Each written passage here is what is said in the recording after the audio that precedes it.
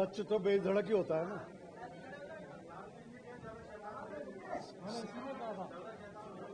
सच बेधड़क ही होता है ना।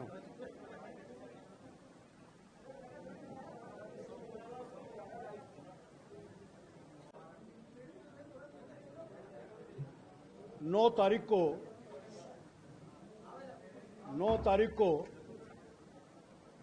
चुनाव आयोग ने 5 राज्यों के चुनाव की घोषणा की और उसके बाद आचार संहिता तुरंत लागू हुई। लेकिन राजस्थान की सरकार जो लगातार पिछले 4 महीने से सरकार जाने के भय के कारण से लगातार ट्रांसफर, अलग अलग प्रकार की घोषणाएं, प्रलोभन देने के जितने भी तरीके हैं, ऐसा लगा कि उस दिन 9 तारीख को ही सारे काम करके उसके माध्यम से अपने सरकार को बचा सकते हैं। ताबड़तोड़ उन्होंने घोषणाएं करके आचार संहिता की उल्लंघन का पूरे दिन में व्यस्त रखा। हम कह सकते हैं कि 9 अक्टूबर को ही 3 आरपीएससी के मेंबर्स को आचार संहिता लगने के बाद वो घोषणा करते हैं। 2 राजस्थान राज्य कर्मचारी बोर्ड में नियुक्तियां करने का काम उस दिन होता है। आर्थिक पिछड़ा वर्ग के अध्यक्ष के नाते उस दिन नियुक्ति का काम, 5 बोर्डों का गठन ताबड़तोड़ करने का, जबकि मुख्यमंत्री भी जानते थे इन सबको, जिनको हम बोर्ड का चेयरमैन बना रहे हैं, उनको राज्य मंत्री का दर्जा देने का कागज की फॉर्मेलिटी भी पूरी की। ना गाड़ी मिलने वाली है, ना स्टाफ मिलने वाला है, ना उनको ऑफिस मिलने वाला है, केवल चुनावी घोषणा मात्र रह जाएगी। स्थानांतरण की लिस्ट उस दिन देर रात तक निकलती रही और ताबड़तोड़ कैसे हम अपने लोगों को उपकृत कर सकते हैं, इसका एक प्रयास मुख्यमंत्री जी लगातार करते रहे। अभी तक जो चुनाव आयोग के पास शिकायतें पहुंची हैं पिछले 48 घंटे में, वो 500 से अधिक आचार संहिता के उल्लंघन की शिकायतें पहुंची हैं, जिनमें से 134 को रिटर्निंग ऑफिसर ने सही पाया और 115 शिकायतें खारिज की हैं। कल ही मुख्यमंत्री जी दिल्ली में थे। दिल्ली में सोनिया गांधी जी के घर पर गए,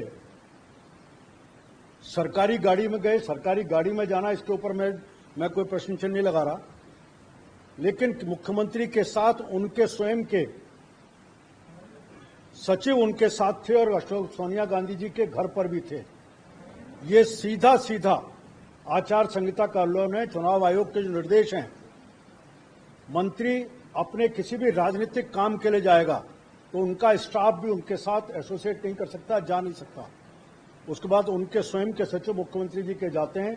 ये सीधा चुनावों को प्रभावित करने की बात है। और सोनिया गांधी के घर में बैठ करके इस चुनाव के नाते से सरकार की क्या क्या योजनाएं, उन योजनाओं में सम्मिलित होकर के उन्होंने इसको इन्फ्लुएंस करने का काम किया है। पिछले लगातार मुख्यमंत्री जी को अपने फोटो दिखाने का होड़ था। सड़कों के ऊपर जितने होल्डिंग हैं, जितने बैनर्स हैं, जितने पोस्टर्स हैं, सब पे मुख्यमंत्री जी, मुझे कोई इसमें कुछ नहीं कहना कि उनकी पार्टी भी नहीं होती, उनका कोई और नेता भी नहीं होता, इसकी कांग्रेस की चिंता का विषय होगा। लेकिन इतना जरूर है कि चुनाव आचार संहिता लगने के बाद विभिन्न सरकारी पत्रकों में जहां जहां मुख्यमंत्री जी के फोटो हैं, हम चुनाव आयोग को इसका पत्र लिख रहे हैं, आपके माध्यम से भी संज्ञान लाना चाहते हैं। आज चाहे बिजली के बिल आते हैं, उसके ऊपर मुख्यमंत्री को फोटो, इनको तुरंत रोकना चाहिए। जो गारंटी कैंपों में गारंटी कार्ड दिए गए हैं, उन सब में मुख्यमंत्री के फोटो हैं। उनके ऊपर चुनाव आयोग किस प्रकार से संज्ञान लेगा। जो स्मार्टफोन बांटे गए हैं, उन सब में भी मुख्यमंत्री के फोटो हैं। इसलिए उस ऐप के ऊपर, क्योंकि वो सरकारी योजना सरकार के माध्यम से दिए गए, उसके बारे में किस प्रकार का आने वाले समय में जो पट्टे बंटने वाले हैं, जिसकी योजना कांग्रेस और कांग्रेस की सरकार अपनी तरफ से बनाने का काम करी, इसके माध्यम से वोटर्स को प्रभावित कर सकें, उन सब में से भी अगर मुख्यमंत्री के फोटो हैं तो उनको हटाने का काम और इसके निर्देश चुनाव आयोग को देना चाहिए, ये भारतीय जनता पार्टी का मानना है। की स्थिति लगातार हम बार बार कह रहे हैं कि सरकार के नियंत्रण से बाहर हुई है। जिस प्रकार से सरकार अलग अलग स्थानों पर सरकार के प्रतिनिधि, सरकार के नुमाइंदे या तो नजरअंदाज कर रहे हैं या जानबूझ करके क्राइम करने वाले लोगों के साथ खड़े हैं, उसका परिणाम है कि राजस्थान में कानून व्यवस्था पूरी तरह जर्जर हो चुकी है। अराजकता का वातावरण है, जंगल राज की स्थिति राजस्थान में बन चुकी है। पिछले 2-3 दिन की घटना देखें, बल्कि हम कहें आज की घटनाओं को लें तो अजमेर में एक बच्चों के सामने मां के साथ बलात्कार की घटना, खाजूवाला में सरकारी स्कूल में नाबालिग के साथ छेड़छाड़ और बच्चे उसमें सीधे सीधे शिक्षक इन्वॉल्व हैं। मैं तो कहूँगा इसकी भी अगर सीरीज निकाली जाए तो अलग अलग स्कूलों में इस तरह की घटनाएं बढ़ी हैं और उसमें शिक्षकों का इन्वॉल्वमेंट भी कई जगहों पर स्पष्ट रूप से देखा जा रहा है। पाली में 15 वर्षीय बच्ची के साथ गैंगरेप और श्रीगंगानगर में आज सुबह ही 4 बजे एक व्यापारी को गोली मारकर हत्या, जिन्होंने कुछ दिन पहले जब उनका विवाद हुआ था तब थाने में रिपोर्ट कराई थी, ये घटना भी हुई है। तो थाने से मात्र 150 मीटर की दूरी पर, जिसका पहले से कांग्रेस सरकार को उन्होंने थानों को पुलिस को बता रखा था, उसके बाद भी उनको एक नियोजित तरीके से मारने का काम हुआ है। तो कह सकते हैं एक तरफ चुनाव के नाते से जहां चुनाव आयोग सख्त है और चुनाव आयोग ने आज ही 3 एसपी और 1 कलेक्टर को कल ही हटा करके एक सीधा संदेश देने का काम किया है। मुझे लगता है कि राजस्थान के मुख्य चुनाव आयुक्त इन सब विषयों के ऊपर अपनी तरफ से संज्ञान लेकर के सरकार को निर्देशित करेंगे और रोकने का काम इस पर करेंगे। अन्यथा भारतीय जनता पार्टी राष्ट्रीय चुनाव आयोग को भी इन विषयों को लिख करके सरकार के इस तरह के प्रयासों को प्रतिबंधित किया जाए, रोका जाए, इसका प्रयास करेंगे। मुझे इतना कहना था। कोई प्रश्न? मैंने कहा कि सीधे सीधे आपने कुलदीप रांका जी साथ थे और जो वीडियो भी उसका चल रहा है वो खुद उनकी गाड़ी से उतर करके सोनिया गांधी जी के निवास पर अंदर जा रहे हैं। ये सीधा सीधा चुनाव को प्रभावित करने के लिए कांग्रेस के राष्ट्रीय नेता का राजस्थान की सरकार को प्रभावित करने का प्रयास है, जिसमें सरकारी मशीनरी का दुरुपयोग उसमें है। निश्चित सीपी जोशी जी भारतीय जनता पार्टी के प्रदेश अध्यक्ष हैं और मैं अच्छा मानता हूं कि भारतीय जनता पार्टी का प्रदेश अध्यक्ष कार्यकर्ताओं के पास जाता है, मन की बातें करता है, संगठन की बात भी होती है, परिवार की बात भी होती है। इस भाव से हमारी बातें हुई। ना तो अभी तक उन्होंने मुझे कोई निर्देशित किया, ना मेरे से किसी बात के बारे में राजनीतिक चर्चा हुई है इस विषय पर। जनता पार्टी को अपनी इच्छा विधानसभा के चुनाव के लिए व्यक्त की है।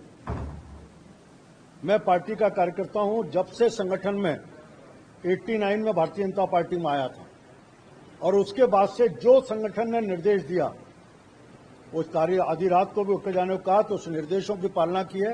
अब भी अक्षरशः संगठन जो निर्देश देगा उस निर्देशों की पालना करेगा। मैंने भी पढ़ी है, आपने ही कह दिया, तक मुझे जवाब नहीं देना।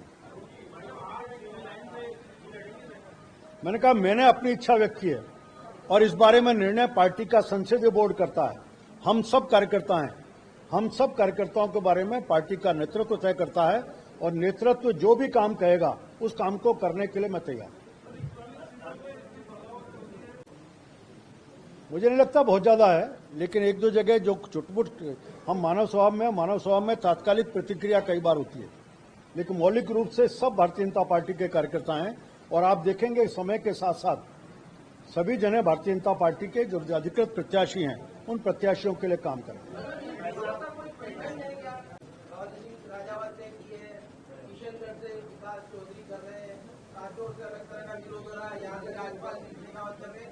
विरोध का कोई एक अलग पैटर्न देखते पार्टी के अंदर? इसी में एक सवाल है, आपने टोटल 7 का विरोध नहीं, मुझे देखिए मैंने कहा ये तात्कालिक चीजें होती हैं और इमीडिएटली प्रतिक्रिया के नाते होती है।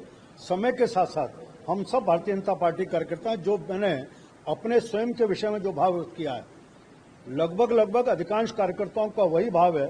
अंतिम रूप से पार्टी का जो निर्णय होता है हम स्वीकार करके, और इस समय सबकी प्राथमिकता है कि 5 साल से राजस्थान में जिस तरह से अराजकता का वातावरण है, जिस प्रकार से सरकार पूरी तरह से विफल होकर के आम जनता के खिलाफ खड़ी है, वो सरकार विदा हो और एक विकासमुखी सरकार भारतीय जनता पार्टी के नेतृत्व बने।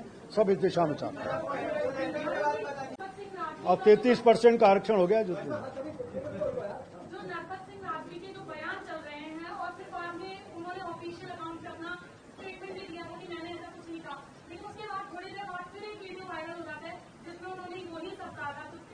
वो जांच का विषय ना, वो पहले वाला है बात का है, इसलिए अंतिम जो वक्तव्य है मैंने सबके लिए मैं सबके लिए कह रहा हूं इस बात को।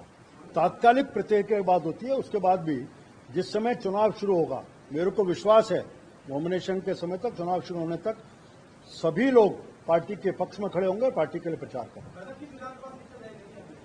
मैंने सिविल लाइन से पहले मैं प्रतिनिधित्व किया है, सिविल लाइन से 5 साल सक्रिय किया हूं। मेरी इच्छा सिविल लाइन से व्यक्त की है। मेरे बारे में जो भी निर्णय पार्टी का नेतृत्व करेगा, मैं कार्यकर्ता के नाते स्वीकार करता हूं। वैसे आज की प्रेस कॉन्फ्रेंस मेरे विषय में है। आज जब चुनाव के नामांकन भरे जाएंगे और नामांकन भरने के बाद आपका जो विषय तब आएगा जब कोई आदमी पार्टी के खिलाफ लड़ता है। इसलिए मैं फिर इस बात को दोहरा रहा हूं, मेरा विश्वास है कि हम में से अधिकांश लोग पार्टी के निर्णय के साथ खड़े होंगे और पार्टी के लिए चुनाव प्रचार करेंगे। ठीक है sir, thank you.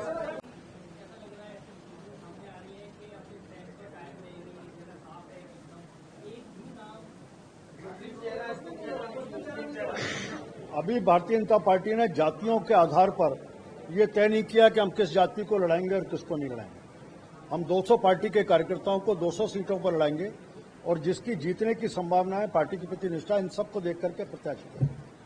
Thank you.